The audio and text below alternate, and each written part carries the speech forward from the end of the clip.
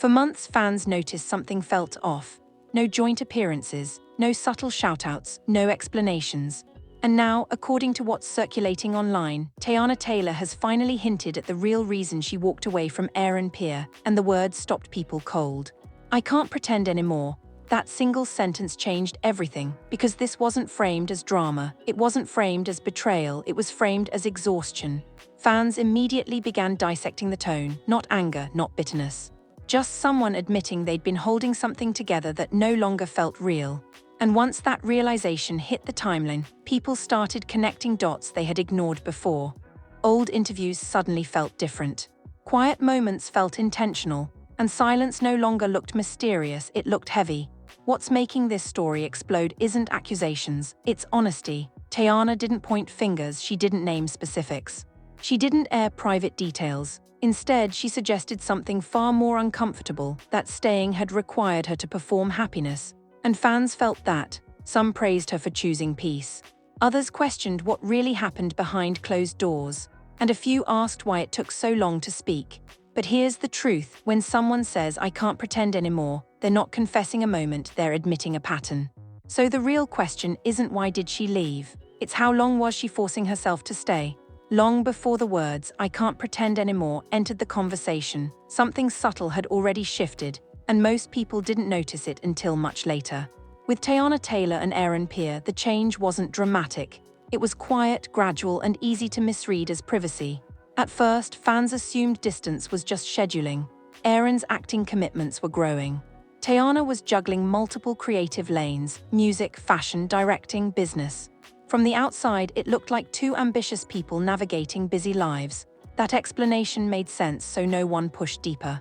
But patterns began to form. Joint appearances slowed, then stopped. Public support became generic rather than personal. Moments that once felt spontaneous started feeling curated or absent entirely.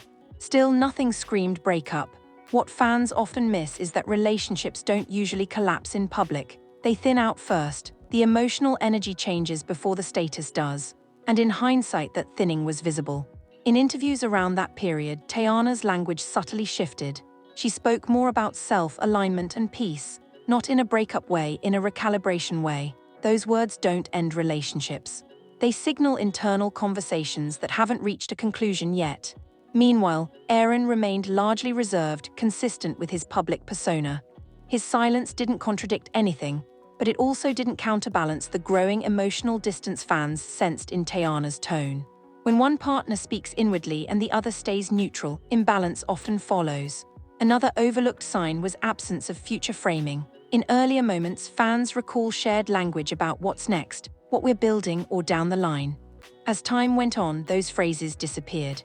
Conversations stayed present-focused, creative, individual. The future became unspecific. That matters more than people realize. Couples who are secure tend to reference shared futures casually.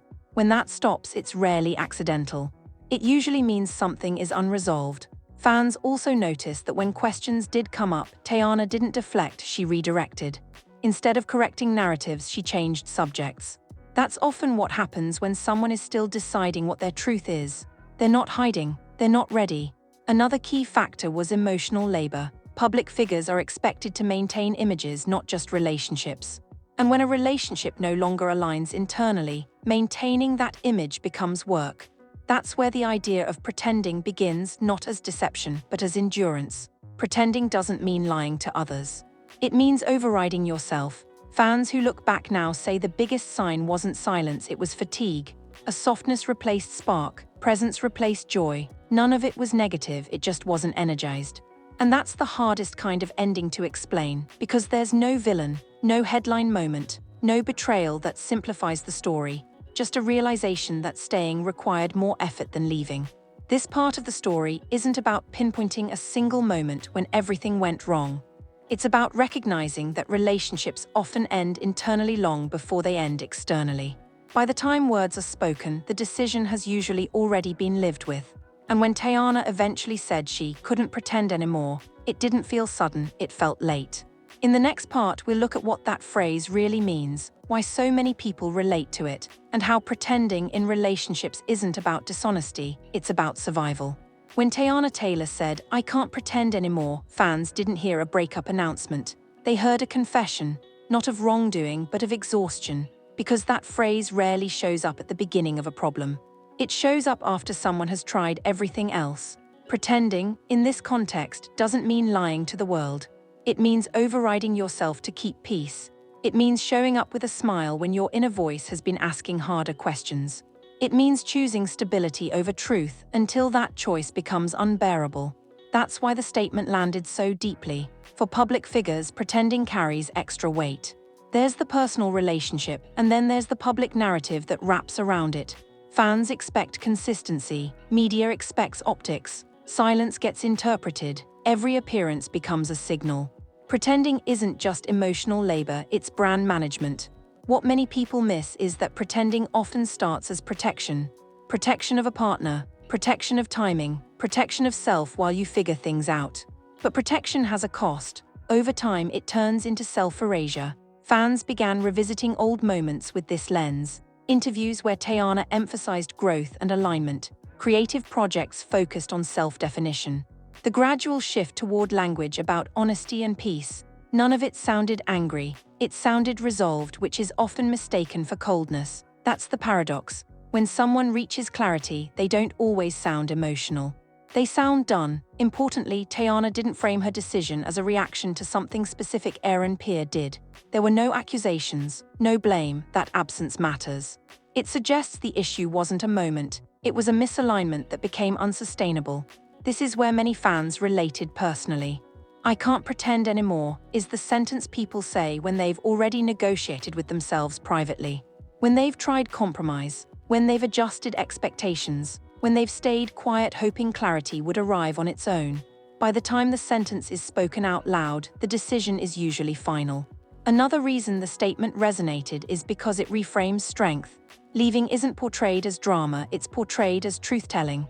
And truth-telling often looks calm, not chaotic. That calm unsettles people who expect breakups to be explosive, but calm endings are often the most intentional. Fans also noticed what the statement didn't include: bitterness. There was no attempt to win the narrative. No rush to justify herself. That restraint suggests something important. She wasn't trying to convince anyone. She was naming her boundary, and boundaries don't need consensus. The public reaction split in predictable ways. Some praised the honesty and courage. Others wanted details, as if clarity requires confession. But clarity doesn't always come with explanations. Sometimes it comes with finality. There's also a gendered layer here. Women, especially in the public eye, are often expected to endure quietly. When they stop pretending, the world asks why now, instead of how long. That framing misses the point. The timing is rarely sudden, it's cumulative. "I can't pretend anymore" is not a moment of weakness. It's the end of a long internal process. This part of the story isn't about decoding private issues. It's about understanding why a single sentence can carry years of emotional labor, and why so many people recognize themselves in it without needing details. In the next part, we'll explore why fans felt this reveal was overdue, how public silence creates pressure, and why choosing yourself often looks abrupt only from the outside. When Teyana Taylor finally spoke, one reaction kept repeating across platforms: "She should have said this sooner." On the surface, it sounded like impatience, but underneath it was something else: pressure. Pressure created by silence, expectations, and the internet's need for closure. Public silence is rarely neutral. For fans, silence becomes a canvas. They project theories, timelines, and motivations onto it. The longer the silence lasts, the more elaborate those projections become. By the time someone finally speaks, they're not responding to a moment, they're responding to months of imagined narratives. That's why this reveal felt overdue to so many people. During the quiet period, fans filled the gaps themselves. Some assumed the relationship was simply private. Others believed there was trouble but hoped it would resolve. A few insisted nothing was wrong at all. Each group built its own version of reality, and each version felt convincing because there was no official alternative. Silence didn't stop speculation, it fed it. For public figures, silence is often chosen as protection. Protection for a partner, protection for timing, protection for emotional processing that doesn't belong online. But the cost of that protection is misunderstanding. The longer you stay quiet, the more people assume you're hiding something instead of healing. That assumption shaped reactions when Teyana finally spoke. Fans who felt invested emotionally wanted resolution. Not just for her, for themselves. They had followed the relationship, supported it, and emotionally anchored to it. Silence denied them narrative closure. So when clarity finally came, it felt late, not because it was wrong, but because expectations had already hardened. Another layer is performance fatigue. Fans are used to celebrities narrating their lives in real time. When that doesn't happen, it feels like a breach of the unspoken contract. But that contract was never real. It was created by access culture, the belief that visibility equals entitlement. What's often overlooked is the emotional toll of waiting to speak. Holding your truth privately while the world speculates publicly creates tension.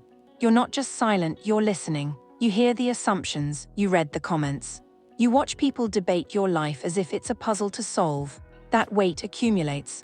By the time someone finally speaks, the statement has to do more than explain, it has to interrupt. "I can't pretend anymore" did exactly that. It stopped the guessing by reframing the issue away from drama and toward self-honesty. Fans also labeled the reveal overdue because they had already sensed the truth emotionally. They picked up on the shifts, the energy change, the absence. The language evolution. When words finally matched what they'd been feeling, it felt like confirmation, not surprise. But here's the key point. Timing belongs to the person living the truth, not the audience interpreting it. Silence costs, but speaking too soon costs too. Public explanations can freeze emotions that haven't settled yet. They can lock you into versions of yourself you're still outgrowing. Waiting isn't avoidance, it's often preparation. This is why so many people relate to Teyana's decision. They recognize the gap between internal clarity and external expression. That gap is where growth happens, unseen, uncelebrated, and misunderstood. Fans saying the reveal was overdue aren't wrong about the pressure. They're wrong about the ownership. The story wasn't late, it was ready.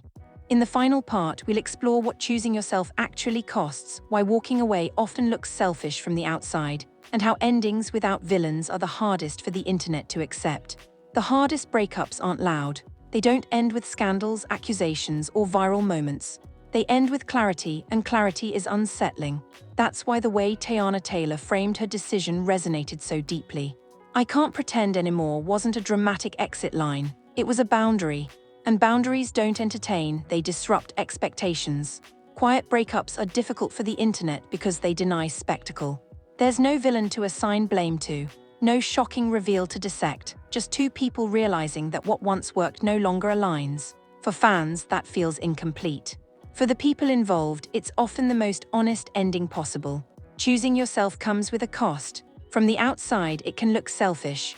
People ask why you couldn't try harder, wait longer, or compromise more. But those questions ignore the unseen labor that already happened.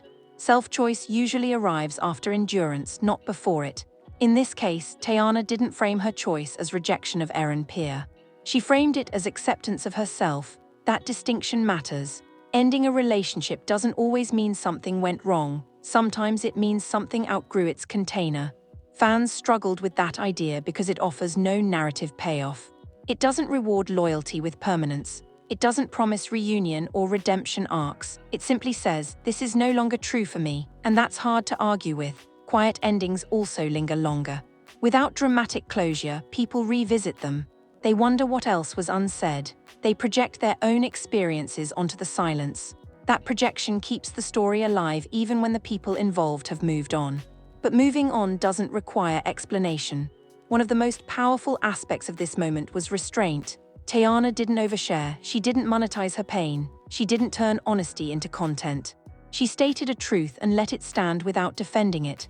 That's rare, and it's why the story felt heavier than louder breakups. This isn't about choosing sides. It's about recognizing that growth doesn't always look like progress from the outside. Sometimes it looks like ending something good because it's no longer right. And the internet struggles with that because it prefers conflict over complexity. In the end, this story isn't about why she left. It's about why she stayed as long as she did, and why leaving quietly was the most honest option left. Have you ever stayed somewhere longer than you should have, because leaving felt harder than pretending? Do you think quiet breakups deserve more respect than public drama? Drop your thoughts in the comments with empathy. Share this if you believe choosing yourself doesn't need a scandal to be valid, because some endings don't need noise. They need honesty.